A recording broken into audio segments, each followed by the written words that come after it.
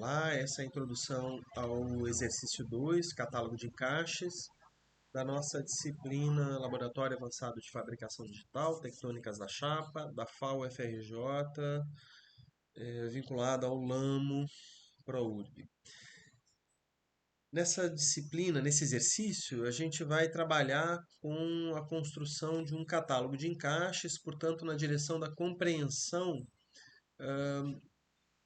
do encaixe entre chapas planas, onde os elementos dessa técnica de construção vão se relacionar baseados apenas na geometria, na forma, sem a necessidade de cola ou parafuso ou qualquer peça metálica para o seu travamento. A gente vai desenvolver, portanto, um raciocínio geométrico e construtivo que eu acredito que vai ajudar vocês para além, inclusive, das tecnologias de fabricação digital. É um exercício, eu acredito, bastante útil para arquitetos de informação. A forma do nosso exercício vai ser a produção de elementos de um catálogo de encaixes. O catálogo vai ser digital e físico, que vai todos os elementos vão se inserir dentro de um cubo de 21 por 21 centímetros, né? E a gente vai construir, de fato, fisicamente esses elementos no Fab Lab da Casa Firjan, numa cooperação entre a FAO e a Casa Firjan, gerando, portanto, o catálogo que vai ficar disponível nos laboratórios de fabricação, tanto nos deles quanto no nosso, para ajudar a ilustrar o pessoal a entender como que podem ser os encaixes fisicamente. Tá? A gente também vai tentar construir esses mesmos encaixes em escala 1 para 5 na nossa laser aqui do Lamo. E esses encaixes na escala 1 para 5 vocês vão poder levar para casa e ficar com vocês. Tá? Bom, o, os elementos do catálogo vão partir de uma espécie de cardápio que a gente já avançou aqui, já desenvolveu, especialmente por falta de tempo, né, de conseguir que vocês explorem livremente as possibilidades. A gente já meio que lançou algumas possibilidades aqui.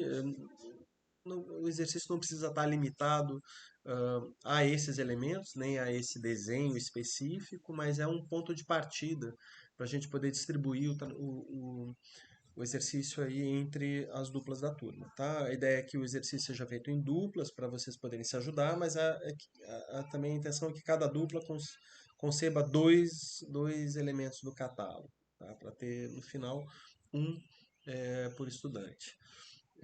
Se quiserem fazer individualmente também não tem problema, tá? Nós vamos definir qual dupla vai fazer qual elemento no dia 18 de outubro, mas eu peço que todos assistam com atenção essa aula e já consigam, né, pensar, imaginar qual a preferência em relação ao elemento que queiram produzir na aula, exercício.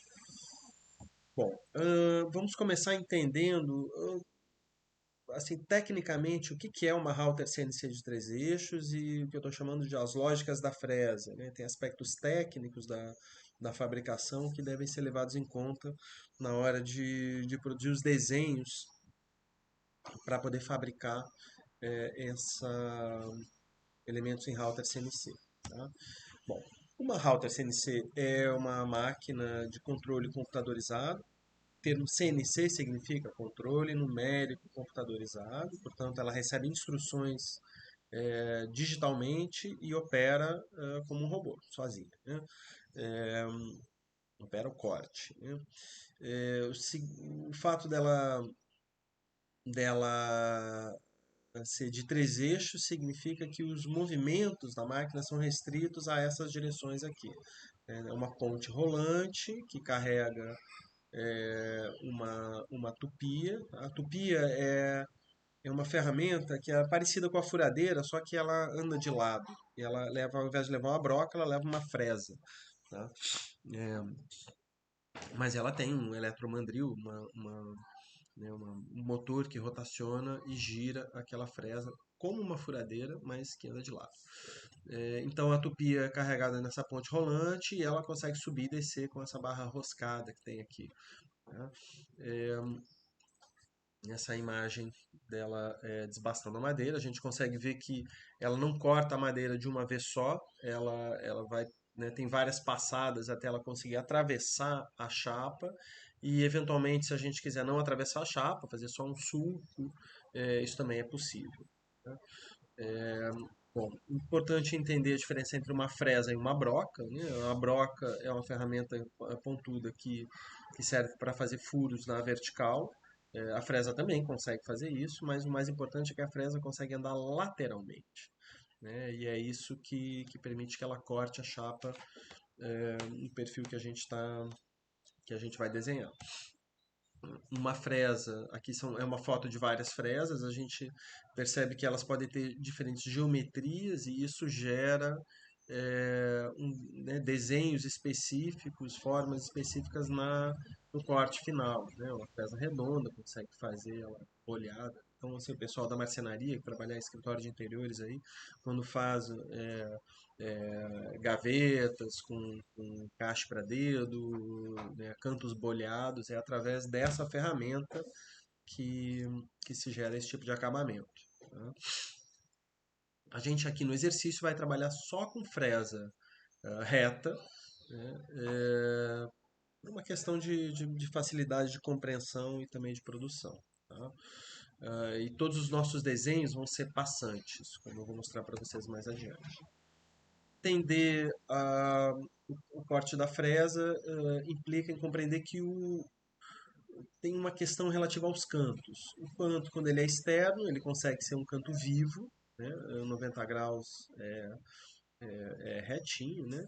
Mas quando o canto é interno, a gente tem uma limitação relativa ao tamanho da ferramenta. Eu não consigo chegar e fazer um canto vivo lá, sempre fica um canto redondo, né? Então eu preciso pensar o meu corte a partir dessa realidade, tá? Então, os cantos internos sempre vão ter esse aspecto redondo, e isso gera alguns problemas na hora de pensar a montagem. Se você tem o canto arredondado aqui e vai encaixar duas chapas dessa forma, você nunca consegue chegar na posição final, ou seja, o fundo aqui do nosso corte não vai conseguir encontrar o fundo do outro. Portanto, é necessário fazer alguns desbastes que vão além do buraco necessário para poder fazer a geometria se encaixar perfeitamente. A gente tem, portanto, alguns tipos tradicionais de solução para isso, né? A gente consegue ver aqui ó, dessa forma aqui à esquerda, né? O canto arredondado faltante. Então, para resolver isso, a nossa fresa tem que avançar para além para além do canto vivo e para conseguir tirar esse tantinho de material que falta, né? E existem, é, é, assim, se usa em inglês os termos dog bone, osso de cachorro, para falar dessa solução geométrica aqui da forma que está no meio da imagem, né? E T-bone, ou seja, osso em T, para falar dessa solução aqui. O dog bone ele anda na direção de mais ou menos 45 graus em direção ao canto, e o T-bone a fresa avança numa das duas direções, retorna e depois resolve o canto. Dependendo de como a gente soluciona, né, se é a dog bone ou T-bone, é possível visualizar ou não os, os, os encaixes no resultado final, tá? A gente vai poder entender isso um pouco melhor quando for fazer o exercício, tá? Outra coisa importante é entender como é que o computador, como é que a máquina interpreta os desenhos que a gente oferece para ela. Então, o desenho que vai ser gerado por quem está fazendo o projeto é esse do percurso, desculpa, é esse da forma final da chapa, tá? É isso que a gente vai dar de informação para o software que vai interpretar o nosso desenho. E a gente também vai dar informação do diâmetro da fresa. Tá? Com isso, ele vai automaticamente gerar aí sim um código chamado G-code, tá? Que é o código que a própria CNC vai interpretar para fazer o movimento. E nesse código que o software vai oferecer para a máquina é que vai estar o trajeto exato que a máquina vai gerar. Então a gente enquanto projetista vai definir o percurso, tá? Vai dar a dimensão da fresa, né? E aí depois a interpretação numérica automática é que vai gerar o caminho que a fresa vai gerar em função do tamanho da fresa, né? Se a gente errar a informação sobre o diâmetro da fresa, o resultado final não vai ser igual o desenho desejado. Tá? A gente vai conseguir entender esses detalhes melhor quando fizer uma capacitação técnica na casa Firjan,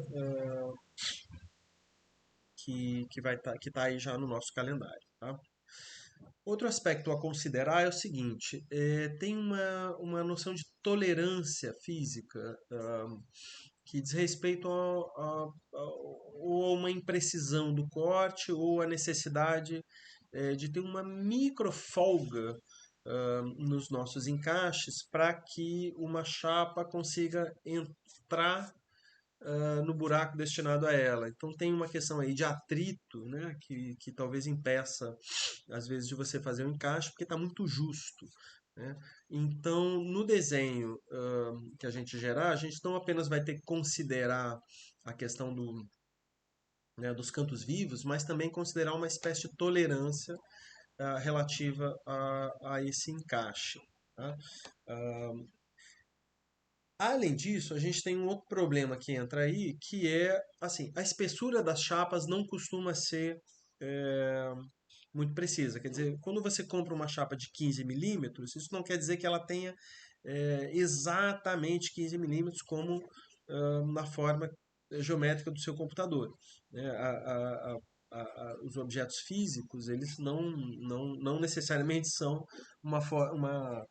um espelho perfeito da geometria ou da forma nominal.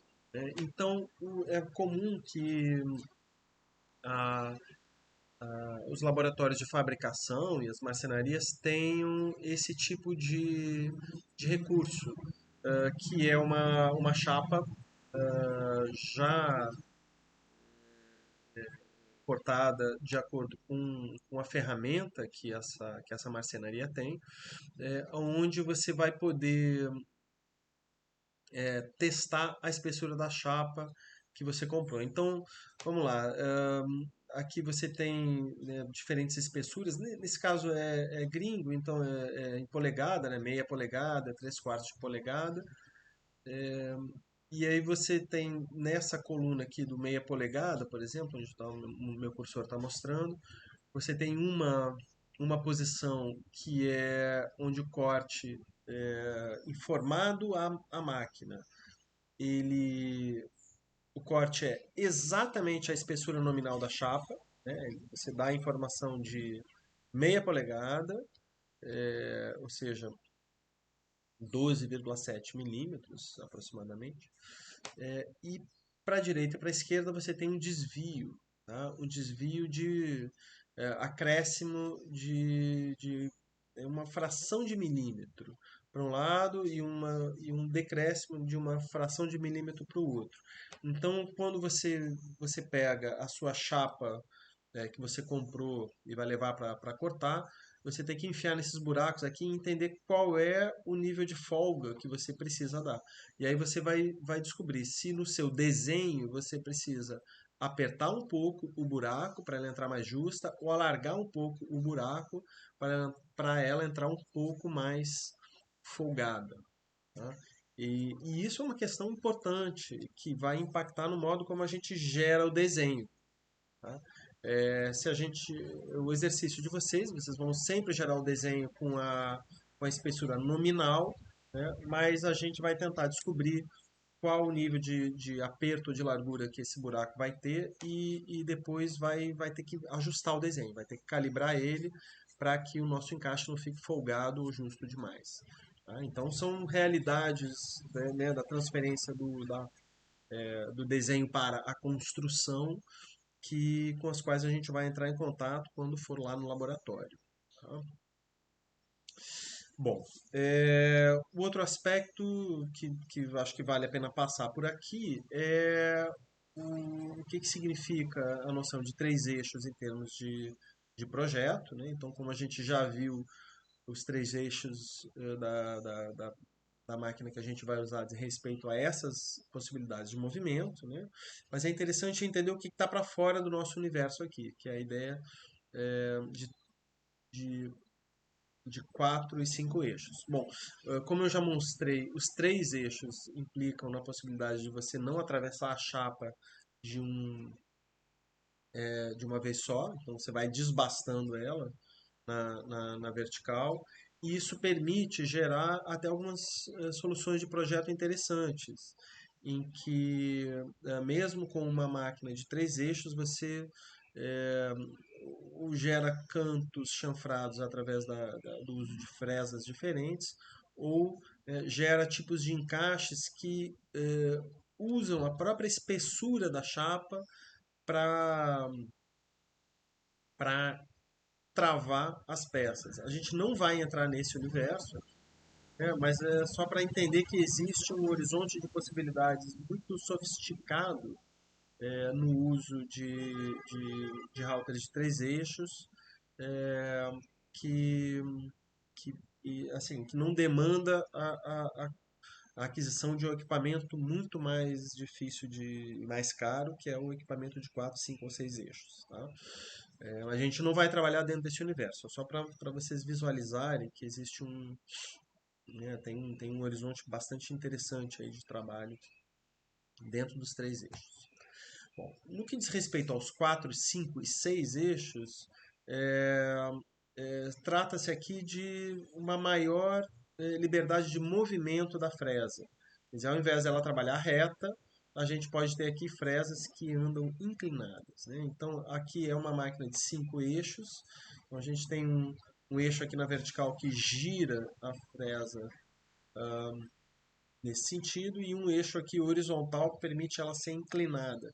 Então, a partir disso, você consegue, de fato, penetrar a madeira é, com ângulos oblíquos, né? Ou seja, não são ângulos retos em relação à superfície da chapa. Né? Então, no caso dos três eixos, a gente sempre vai trabalhar a posição da fresa, sempre ela está na normal da superfície da chapa, né? No ângulo de 90 graus em relação à superfície da chapa.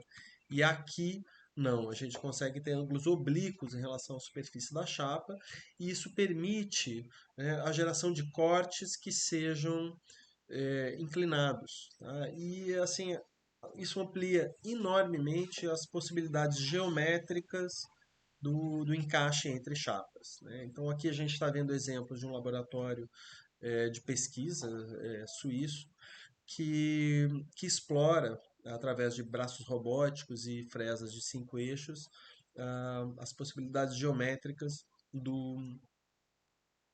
eh, da construção com essas ferramentas. Tá? A gente não vai entrar nisso, mas eu quero, né, mostrar para vocês esse horizonte mais amplo, né, e recomendo, inclusive, que vocês né, assistam, se tiverem interesse, vídeos que mostram as possibilidades construtivas. Né?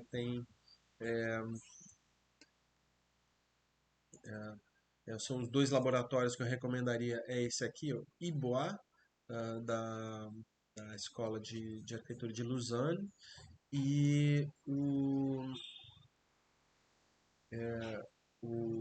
ITKE, que é da Universidade de Stuttgart, né, onde eles constroem pavilhões de geometrias muito, né, de dupla curvatura, sempre explorando as possibilidades do braço robótico e das máquinas de 6 eixos para cortar as chapas. Tá?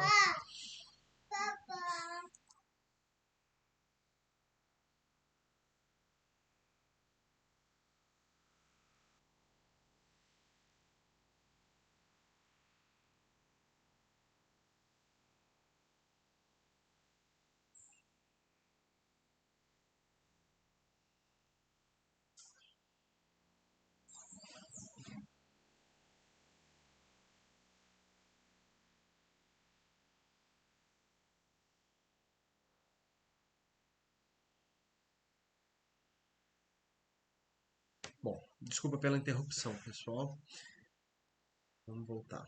Então, o nosso trabalho aqui, portanto, está assim, né, restrito a uma ferramenta que é menos avançada do que já é possível fazer em outros laboratórios, é, mas precisa ser compreendido do ponto de vista técnico e geométrico, então a gente está começando aí a explorar esse universo, certo? E o que a gente vai produzir aqui como eu já mostrei para vocês, é esse tipo de encaixe, né? A gente não vai nem desbastar a espessura da chapa, a gente vai sempre fazer cortes atravessando ela, sempre com desenhos que vão considerar o corte como sendo normal à superfície da chapa, né? Portanto, um corte reto em relação à superfície da chapa. Bom, então, lógicas geométricas dos encaixes, considerando a router de 3 eixos. Tá? Antes de mais nada, é preciso visualizar o que significa você relacionar chapas a partir de cortes retos. Tá? Então, geometricamente, se trata do seguinte: você vai pegar a chapa verde, vai entender que a normal dela, né, é um vetor perpendicular à superfície, ele tem que ser coplanar a chapa que entra nela. É a partir disso que a gente vai conseguir fazer o encaixe acontecer. Tá? Então, a ideia do ângulo reto, o ângulo geométrico, diz respeito ao ângulo entre as superfícies. Que significa que é possível a gente girar, de fato, fazer encaixes tortos, digamos assim, entre superfícies dessa maneira, porque tem aqui a condição básica, que é normal da chapa verde, acoplanar a chapa laranja. Tá? E se a gente seguir dentro dessa lógica, a gente inclusive consegue fazer relações geométricas usando pelo menos 3 planos ou 3 chapas, que são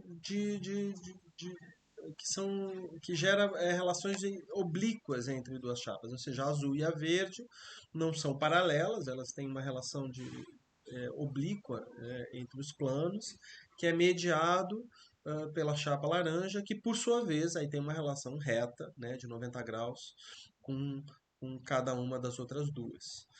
Então, a gente não necessariamente vai explorar esse tipo de possibilidade. Se alguém quiser, é possível, dentro desse exercício, tentar fazer chapas que se relacionam obliquamente a partir da mediação de uma terceira. Tá? Então, assim, é muito importante, eu acho que tentar decifrar, né, geometricamente o que está se passando aqui na relação entre as chapas. Né?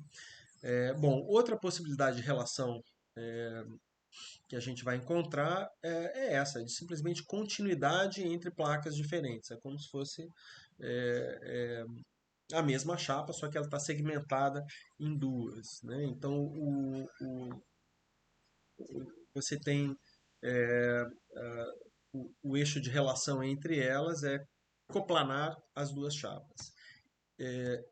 E tem uma terceira possibilidade que seria uma chapa paralela à outra, mas deslocada, onde você encontra face com face. Tá? Mas a gente não vai, a princípio, explorar esse tipo de encaixe profundamente. Vamos lá. Então, a partir dessas relações, né, de ângulo de 90 graus entre os planos, a gente vai tentar explorar aqui dentro do nosso catálogo essas condições geométricas que estão aqui na imagem, né? É, pegando na linha mais próxima aqui de vocês, a relação de coplanaridade entre as chapas, é a continuidade, na verdade, entre uma chapa e outra, né? E se a gente quiser acrescentar uma terceira chapa, é, essa vai ser a relação. Outro tipo de condição geométrica a explorar é a ideia de borda com borda, né? Como é que uma chapa toca na outra aqui? É pelo canto, né? Então, onde uma chapa termina também é o mesmo ponto onde, ou linha onde a outra chapa termina, né? Que pode se desdobrar usando uma terceira chapa também com a mesma relação, fazendo o canto do cubo. A outra condição geométrica recorrente é a ideia de borda-face, ou seja, uma chapa termina de topo na superfície da outra, tá? E aí os encaixes vão acontecer nesse encontro aqui. E finalmente a ideia de intersecção, que foi a que a gente explorou no primeiro exercício, onde as duas chapas continuam para além da superfície da face da outra, gerando uma relação de intersecção que pode ser explorada mais a fundo. Aqui, sempre na parte superior da imagem, a gente tem uma terceira chapa entrando, sempre numa relação de borda com face. Tá? Que, não sei, aqui a gente poderia ter uma intersecção da terceira chapa também. Talvez fosse até mais interessante poder explorar isso. A gente pode tá no nosso horizonte de possibilidades aí. Tá? Então, assim, eu acho que é importante visualizar essas relações aqui, porque, como vocês vão ver, quase todos os exemplos que eu vou tratar aqui vão ser reduzidos a essas relações, tá? Sejam de duas ou de três chapas. Bom, então vamos começar com exemplos de coplanaridade, né? A continuidade entre placas.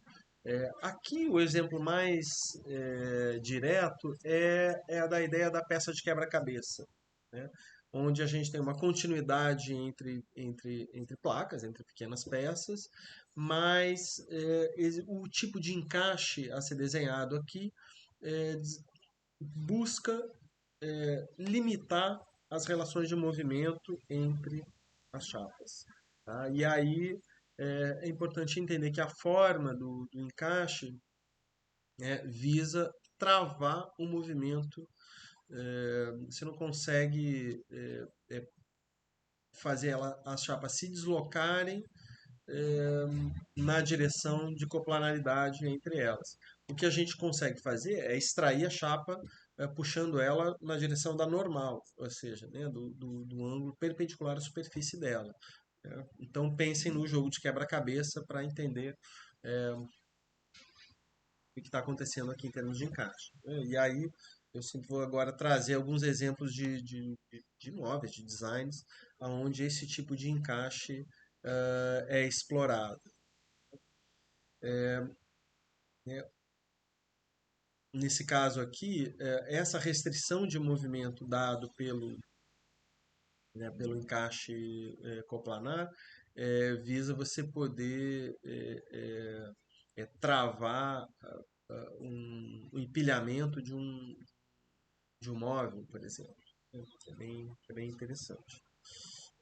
Bom, esse tipo de encaixe, né, da coplanaridade, ou da continuidade entre placas, ele é muito empregado nesse tipo de construção, que é a WikiHouse, que a gente vai conhecer em maior profundidade agora no dia 18 de outubro, com a aula da Clarice Rode, que é a nossa arquiteta formada pela FAO, que desenvolveu no TFG dela um projeto de uma WikiHouse aqui no Lango. Ela vai mostrar para a gente esses encaixes. E o importante aqui é que a lógica de construção da WikiHouse implica nesse sistema de anéis, né, que não consegue ser construídos apenas por uma chapa, então você precisa dar continuidade a segmentos de chapas, né? Então, o encaixe de quebra-cabeça, vamos chamar assim, ele ganha normalmente essa forma, né? Pela geometria, pelo ângulo aqui, a gente consegue identificar que a restrição de movimento ocorre, né? E assim você consegue fazer formas muito, né, muito extensas a partir de segmentos que cabem dentro de uma chapa originalmente. Existe essa variação que é importante, aonde, além de ter o travamento na direção das setas vermelhas aqui, você também tem um travamento no outro sentido, né, através de conectores que penetram em rasgos que a gente faz na chapa. Então, esse rasgo aqui receberia de um lado uma peça aqui com a número 2, tá? Que entra aqui na chapa e, e avança na direção aqui do meu mouse, tá? E depois entra uma cunha, né, complementando, tapando o resto do buraco, e faz com que essa peça 2 aqui se desloque nessa direção vermelha aqui e, e, e, e gere uma pressão para que as duas chapas contínuas aqui da nossa peça se gerem um atrito entre elas e, portanto, se travem, né? Isso restringe o movimento. Então, em diferentes exemplos a gente vai ver aqui a seguir, a ideia de uma peça de travamento vai entrar para impedir o movimento da chapa, né? E aí o recurso da cunha é um recurso muito, muito útil para isso, né? Aqui tem outro exemplo, né? Aqui você tem que entender que essa peça, essas duas aqui vão entrar na relação aqui de quebra-cabeça, né? E depois você vai ter essa peça em forma de U penetrando nessa direção aqui, né? Vai entrar dentro desse rasgo e essa terceira peça aqui vai penetrar nesse buraco aqui, né? Vai estar acontecendo aqui também. Então o travamento se dá por essa forma do U mais a peça horizontal que entra. Então é outra técnica de travamento. Tá? E aqui tem uma terceira, que é uma variação da primeira, na verdade, onde essas duas peças em U entram aqui no rasgo e a cunha entra entre elas, afastando, né, fazendo com que essa ande nessa direção, essa aqui ande nessa direção, e isso trava, faz com que as duas placas contínuas queiram se afastar e, portanto, gera um atrito grande, gerando maior restrição de movimento na chapa. Tá? Quem não entendeu, a gente vai tentar explorar isso. É para isso que vai servir o nosso catálogo. A gente vai ter um exemplo físico para compreender a sequência de montagem e as restrições de movimento. Tá? E no que diz respeito ao movimento, o modelo digital que vocês vão fazer, ele também vai tentar mostrar essa sequência de encaixes aí. Vai ser legal. Tá? Bom, então esse é o resultado final. Você vê né, que tem os elementos conectores estão aqui aplicados, gerando rigidez no sistema. Bom, outro tipo de condição geométrica entre chapas é esse, o borda-face. Tá? E o exemplo mais direto que a gente tem é esse aqui, tradicionalmente chamado de caixa-espiga.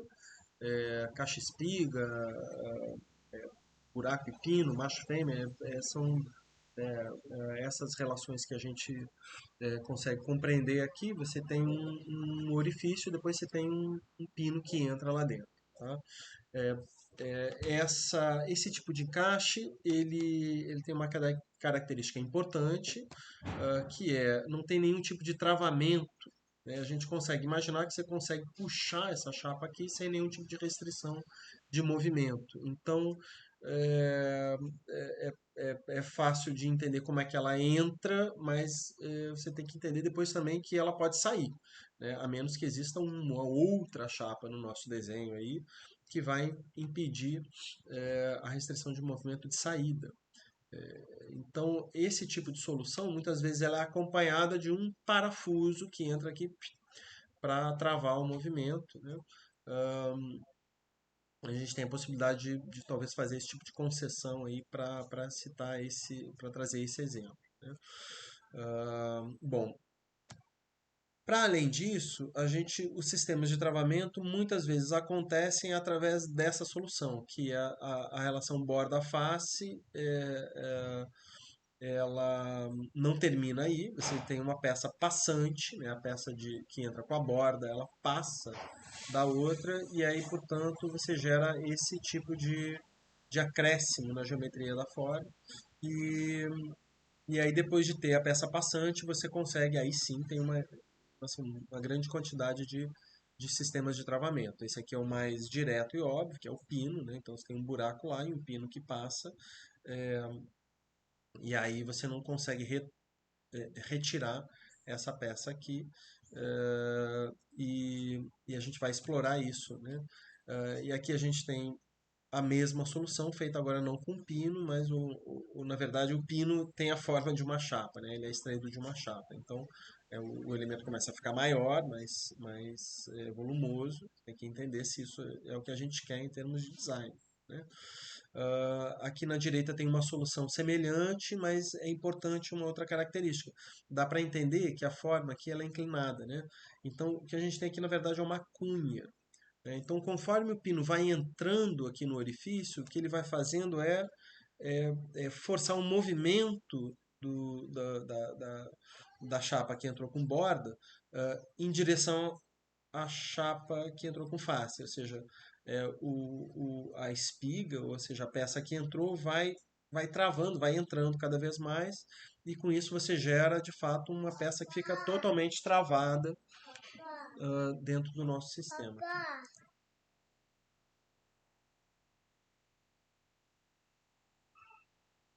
Bom, espero que tenha continuado o vídeo. Desculpa pela interrupção. É, então, a cunha é uma solução muito boa para a gente poder fazer esses encaixes aqui. Tá? Aqui é outra maneira que ela aparece, né? Então, que acho que dá para entender direito. Conforme ela vai entrando, ela vai puxando a chapa para dentro e vai gerando atrito. Aqui a gente consegue ver uma solução recorrente aqui na tal da WikiHouse, que é o buraco onde entra a chapa que entra de topo, né?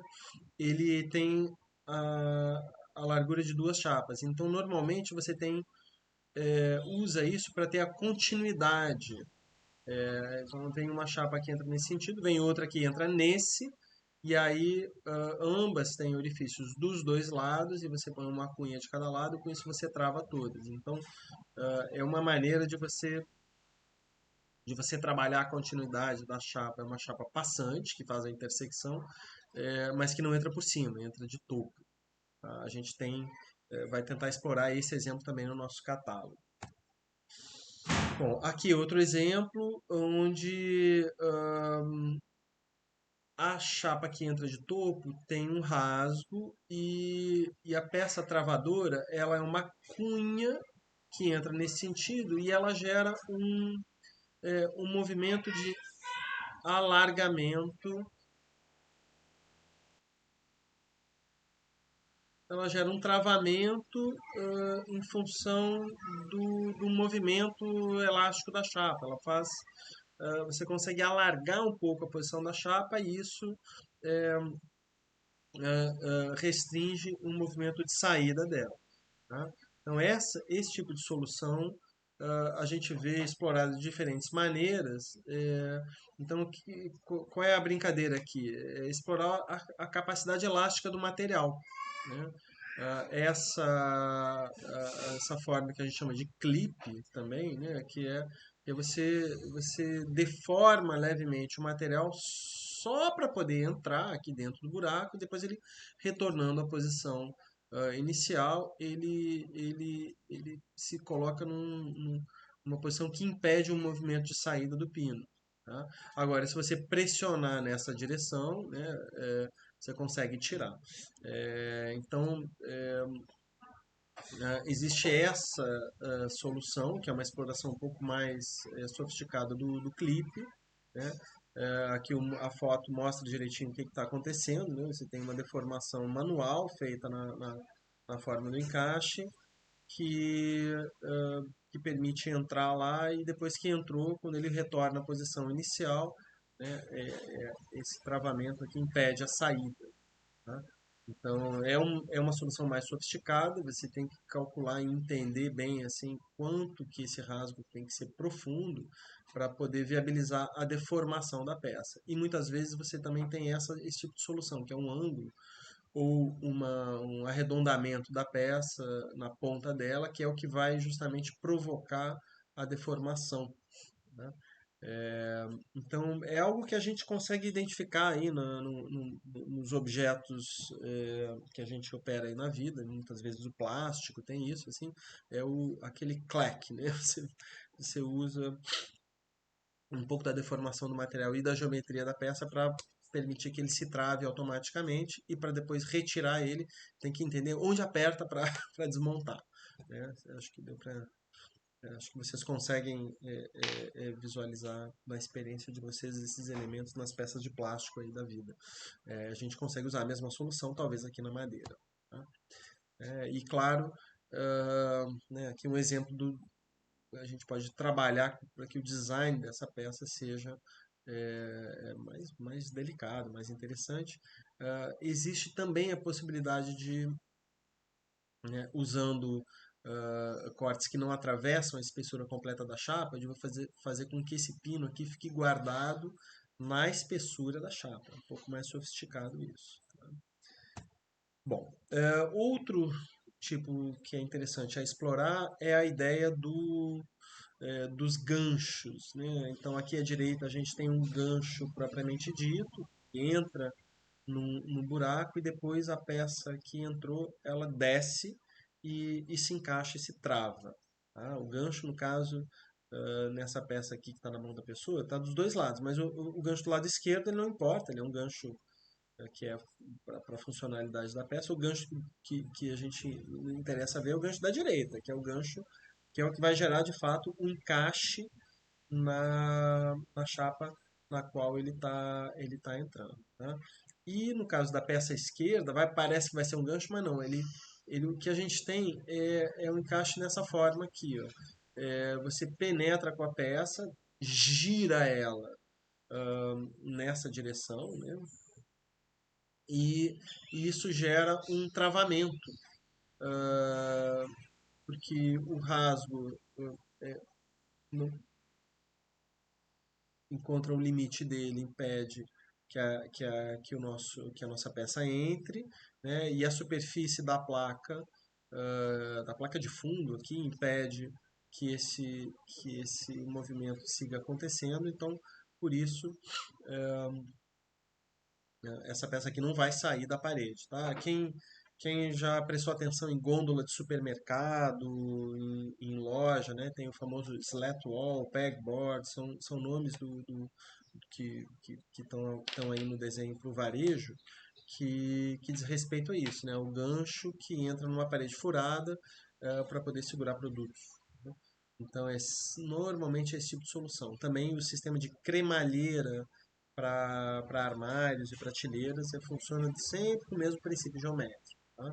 Todos eles partem do princípio de que vai haver um peso nessa direção e que é isso que vai travar a posição da peça. Se você movimenta no sentido oposto, ou seja, se você levanta a prateleira, é assim que você destrava e tira ela. Então, um sistema de encaixe muito recorrente aí, que é legal conhecer a geometria dele.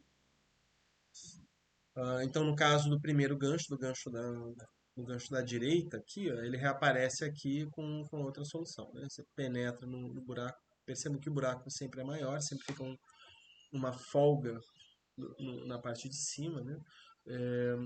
E o movimento de descida que vai travar que vai travar a peça. Aqui a gente vê soluções feitas no design.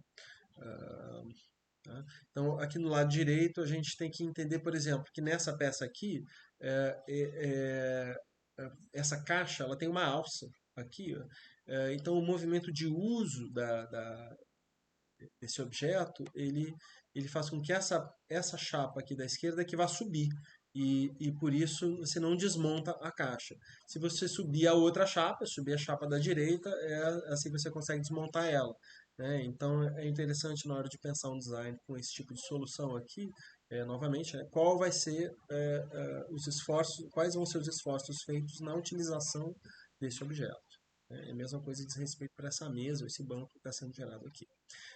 Um detalhe importante é que a gente pode usar é, uma peça de travamento que entra aqui, ó, encaixa aqui, depois de penetrar esse rasgo aqui e baixar lá, às vezes você pode ter uma peça de travamento que impeça o movimento de retirada, né? No mesmo modo que o pino impedir a retirada da outra peça lá, esse travamento aqui, talvez usando uma cunha, impede o movimento de retirada. Então, a gente vai explorar esse tipo de raciocínio aqui. Bom, aqui é outro sistema, não é muito diferente do anterior, em que a peça entra numa certa posição e depois ela se movimenta, gerando uma restrição de movimento de retirada. Tá? Então, acho que a imagem permite que a gente entenda exatamente o que está acontecendo aqui. Né? A gente pode talvez explorar esse tipo de solução. Tá? Bom, vamos adiante. Aqui a peça de canto com canto, né? Borda com borda, a relação geométrica, a condição geométrica de encontro entre chapas, borda com borda. Ah, ela gera um tipo de relação que também tem pouquíssima restrição de movimento, ou seja, é muito fácil de você desmontar isso aqui, porque você não tem peças passantes. Então, como a gente vê no exemplo da direita, ó, parafuso entrando para poder travar essa relação. Tá? Então, inclusive no nosso catálogo, a gente não vai ter muitos elementos com esse tipo de relação, justamente porque ele vai fazer ser necessário algum tipo de acréscimo aí, metálico, né, na nossa montagem. Né? É, mas muitas vezes esse é explorado em diferentes desenhos. Um parafuso também não é uma coisa tão difícil de aplicar. Né? E aqui só para mostrar para vocês né, como é que a solução da fresa que não atravessa a chapa pode ser empregada para operar com restrições de movimento. Então aqui a gente consegue ver que um rasgo não passante, né, aqui ele permite você criar esse tipo de relação aqui, ó, que já impede um pouco os movimentos entre as chapas. Você já não consegue descolar o pé do tampo facilmente. Né? E aqui a gente já começa a ver soluções feitas na direção da chapa passante. Então já não é mais uma borda com borda, assim, estritamente falando. Né? Você tem na chapa da direita, ela passa em relação à chapa da esquerda, e isso já gera uma limitação de movimento, pelo menos da chapa da direita nesse sentido. E aqui a chapa da esquerda passa só na posição desse pino aqui, e gera o travamento no outro. Então, talvez a gente possa explorar esse tipo de solução, em que uma concessão a dois pontos passantes aqui possa ser feita para impedir o travamento, né, para impedir a passagem. Agora, é interessante notar que para que isso aconteça, foi necessária uma solução de clipe, ou seja, de movimento elástico da peça. Caso contrário, seria impossível encaixar uma na outra. Se você restringe um movimento tanto no sentido Y quanto X, você não conseguiria jamais montar isso aqui. Então é preciso de uma solução como essa, do clip, que permita uma deformação para poder travar a peça. Tá? Quem tiver a fim de explorar uma solução um pouco mais sofisticada, a gente pode avançar com esse desenho aqui, se quiser. Tá? Bom, finalmente a gente vai trabalhar, vamos mostrar para vocês as peças de intersecção, né, as relações de intersecção, que vocês já viram aqui no primeiro exercício, né, simplesmente rasgos nas duas chapas que se encontram, que uma penetra dentro da outra, e que estão lá na solução desse estrado aqui, ou na solução daquelas prateleiras, né? A gente já explorou no primeiro exercício, acho que tá bem claro. O primeiro exercício, a solução que a gente deu é igual a essa que está aqui no chão, em que o rasgo ele pega metade da extensão de cada chapa e, portanto, as bordas se tornam coplanares ao final. Né? E aqui na direita, o rasgo não atravessa a chapa toda, então a prateleira salta um pouquinho para fora da superfície. Né? Bom, é interessante entender que o fato de você ter relação, né, reta entre as chapas, como a gente já tinha visto, não necessariamente precisa gerar formas que pareçam de ângulos retos, ou seja, basta você cortar a borda da chapa com uma certa geometria e você consegue ter visualmente essa aparência de que a relação entre as duas chapas não é de 90 graus. Bom, não é de 90 graus nesse corte aqui, mas né, a intersecção entre elas se dá por aquela relação que eu já mostrei antes, a normal de uma placa é coplanar à outra. Né? Então, e aqui a gente tem o acréscimo da terceira chapa, onde depois de ter encaixado duas com uma intersecção simples, você tem uma relação de borda-face com o tampo, com o assento aqui do banco. Então essa solução ela é muito recorrente, né, nos objetos de design, nos estrados, nos tablados, nos faceamentos das caixas, e é a relação que a gente tem na WikiHouse entre as chapas que fazem a estrutura da parede e depois o fechamento da parede, a placa que tampa a parede externa. E aí, claro, variações de desenho. Né? Aqui o atravessamento do tampo antes em X, aqui ela está afastada. Né? E eu queria terminar essa sequência de imagens com essa visão dessa mesa para lembrar vocês assim que o propósito desse nosso exercício é justamente permitir que vocês decifrem esse tipo de solução aqui. Então, quando a gente olha uma referência e quer fazer o projeto de uma mesa, de um banco, de uma estrutura que tenha essa série de relações entre chapas, né? Como é que a gente vai ler essa imagem para entender o que está acontecendo ali geometricamente?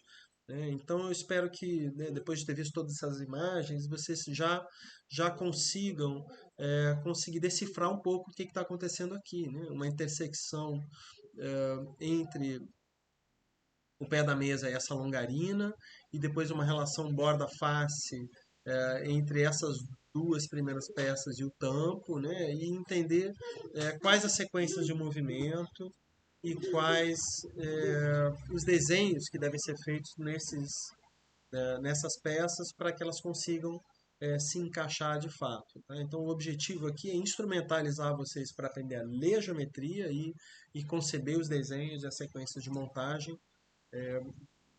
para poder depois avançar com o design de vocês nesse tipo de construção aqui. Bom, o que diz respeito ao nosso projeto? Tá? O nosso projeto vai consistir na construção desses elementos, como eu mostrei para vocês. Tá? E eu vou passar aqui 18 imagens que são as possibilidades de construção para ajudar vocês a lerem e pensarem a construção desses catálogos. Tá? Então aqui borda com borda e três chapas, né? O que a gente chama também de finger joint, ou, né, encaixe de dedos. Então, peças passantes que se travam no sentido, quando a gente monta o cubo aqui, o movimento de restrição, a restrição de movimento se amplia, né? Então sempre é interessante pensar em três, e a gente já viu nas imagens anteriores que dá para pensar variações com travamento a partir desse encaixe. Aqui as chapas com intersecção, né, é muito parecido com o que a gente já fez no primeiro exercício, e aqui nesse caso seria explorando não o atravessamento completo da chapa. Aqui sim com o atravessamento completo, a partir desse sistema aqui a gente não precisa de nenhuma outra chapa para que esse elemento fique em pé, né? Então a gente consegue ver ele em pé desse jeito aqui. Aqui precisa de três chapas para ele poder ficar em pé, então é legal pensar uma prateleira aqui, né? Uma situação de apoio aqui. E aqui uma variação da número 3, onde entra uma peça de travamento. Essa pecinha aqui, ela entra depois de passada e você enfia ela naquela direção lá e aí você já não consegue mais desmontar esse elemento aqui. Enfim, também pode ser explorado, talvez uma dupla possa fazer isso e isso, né, com duas variações do mesmo elemento. Aqui, muito parecido com os últimos exemplos, então o travamento, as peças de intersecção estão na base e depois entra lá um desenho de tampo, de assento, né, que a restrição de movimento se dá por um X assim, ou uma variação que é dessa forma, que acho que também é fácil de compreender. Aqui, aquele exemplo que a gente viu, né, da borda face não passante, a gente pode considerar a possibilidade de um parafuso aqui. Eu estou usando para todos os exemplos que eu vou mostrar adiante na relação borda-face, é sempre essa solução de uma peça passante lá embaixo, um pé que faz o X aqui e impede que a peça de borda caia, né? Mas nada impede que a peça que está entrando aqui chegue ela também na base e por si só já provoque o equilíbrio, formando uma forma de T em vista superior, a variação possível, tá? Eu estou sempre usando a mesma solução aqui, como vocês vão ver a seguir, e fica como uma possibilidade de padronização aqui do nosso catálogo. Tá? Então aqui a entrada de uma peça de topo, né, borda face, com pino passante, e o travamento é dado por uma peça, uma forma de sela. O exemplo que eu vou mostrar no modelo de Rhino para vocês vai ser justamente esse aqui, tá? Tipo 8. Aqui também pino passante, mas a entrada da peça de cunha travando a retirada da sua parede de entrada. E aqui o exemplo recorrente da WikiHouse, onde você tem peças passantes dos dois lados que encontram, aí você tem pinos de entrada dos buracos dos dois lados, que é isso que impede o movimento de saída e de entrada delas. Então são os dois pinos, cada um impedindo o movimento em uma das direções. E aí nessa peça aqui você não precisa ter um alargamento da peça que entra, né? Enquanto que aqui você tem que ter esse ombro aqui que impede o movimento na direção de entrada, enquanto o pino impede na direção de saída, né, de retorno. O ombro aqui da peça, o alargamento da peça de entrada impede o movimento na direção de entrada. Aqui não, né, a peça passaria pelo orifício, mas aí como você tem pinos dos dois lados, eles aqui travam. Tá? Vamos ver outras variações. Aqui o gancho, né, o orifício é grande, depois a peça desce. Aqui o gancho de novo, mas entra aqui uma peça de cunha de travamento que impede a saída dela, então aumenta a restrição de movimento. Aqui a peça vamos chamar ela de cremalheira, né? É o pino que entra girando e, e a força da gravidade vai produzir o travamento e a restrição de movimento. Aqui o pino com clipe, então, portanto, com deformação geométrica, é avançado isso aqui, porque a gente não sabe exatamente ainda qual o tamanho do rasgo que tem que ser feito para que um compensado de 15 milímetros deforme, né? Isso exigiria testes. A gente pode tentar fazer esse, esse, esse, esse exemplo aqui. Eu não sei se a gente vai conseguir acertar de primeira. A gente não vai ter tanto tempo lá na Casa Feijão para poder fazer esse. E aqui outra variação que é o do clipe, como a gente já viu, muito parecido com o exemplo que eu mostrei, né? Aqui uma peça que eu não mostrei o exemplo nas imagens anteriores, mas que é muito interessante, que depois de entrada a peça no orifício aqui, você gira ela e aí a partir disso se cria uma restrição de movimento, tá? Que é uma maneira mais sofisticada assim de você gerar um travamento, isso que é interessante. E aqui, finalmente, os nossos primeiros exemplos lá do encaixe de quebra-cabeça, encaixe de S, né, com a entrada das peças de travamento com cunha e dois Us, né, que é exatamente a solução da WikiHouse, que a Clarice vai mostrar para a gente na aula do dia 18.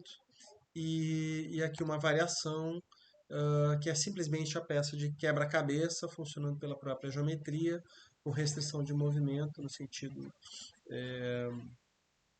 XY das peças, mas não na normal delas, né? Então aqui são 18 exemplos que a gente tem para poder explorar, e claro que o desenho delas vocês vão ter que realizar no Rhino, né? Mas tem aqui já um mapa da mina para a gente poder avançar sem muita perda de tempo aqui, tá? Bom, é isso, essa é 18 possibilidades que não restringem todas as possibilidades possíveis, que o nosso catálogo pode ter mais elementos ainda, e vocês deverão escolher entre eles para poder fazer o exercício, tá? Bom, como é que o exercício vai ser executado?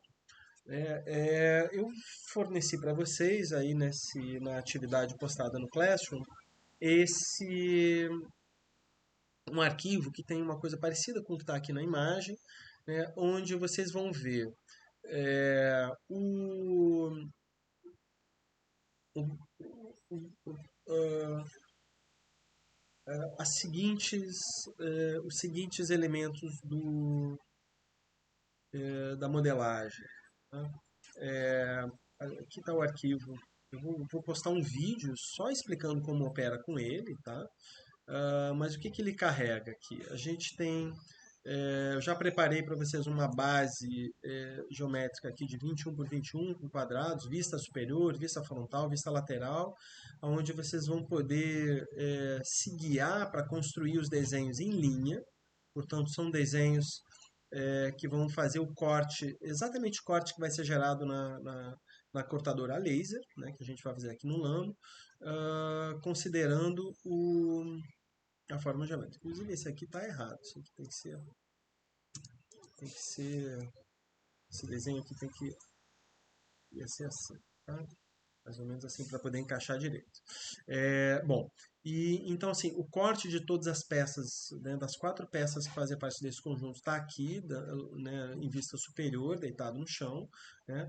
Mas o que vocês vão construir, na verdade, para geração é a tridimensionalização dessas formas, né, e a definição de Grasshopper que eu dou aqui vai ajudar vocês a tridimensionalizar elas e entender qual que é a direção de extrusão da chapa. Então, tem todo um raciocínio formal aqui a ser feito relativo a como que as chapas se conectam, tá? E o modelo também vai permitir a geração desse tipo de demonstração, quer dizer, qual a direção de entrada das peças para a formação do conjunto, que eu acho que vai facilitar vocês a pensar visualmente qual a sequência de montagem, tá? Também é possível depois dar um bake aqui e fazer a visualização 3D desses objetos e automaticamente também a gente já vai gerar as formas de corte distribuídas aqui tanto na escala 1 para 1 para router CNC, quanto de 1 para 5 que a gente vai gerar na, na, na cortadora a laser.